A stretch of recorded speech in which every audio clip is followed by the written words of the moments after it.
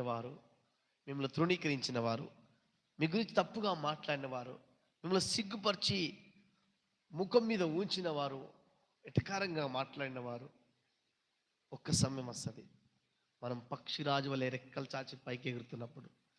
ఎవరైతే మనల్ని బాధ పెట్టారో, ఎవరైతే మనల్ని నిందల పాలు చేశారో, ఎవరైతే మనకు వ్యతిరేకంగా మాట్లాడారో, ఒకరోజు ఆ పక్షిరాజు రెక్కలు చాచి పైకి ఎగురుతున్న సమయంలో మనల్ని బాధ పెట్టిన వాళ్ళందరూ, వీళ్ళనేనా నేను తృణీకరించింది, వీళ్ళనేనా నేను అవమానపరిచింది, వీళ్ళనేనా వీళ్ళకి వ్యతిరేకంగా మాట్లాడింది, వీళ్ళనేనా నేను ఏడిపించింది, వీళ్ళ భోజనైనా నేను కొట్టేసిందని మనల గురించి సిగ్గుపడే సమయం వస్తుంది.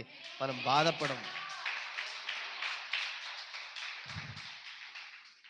మీరు చూసి చూడండి, నా యేసయ్య కలవరి శిలువలో తన ప్రాణాన్ని పెడుతూ, తండ్రి వీరేం చేయుచున్నారో వీరు ఎరుగరు కనుక వీరిని క్షమించుము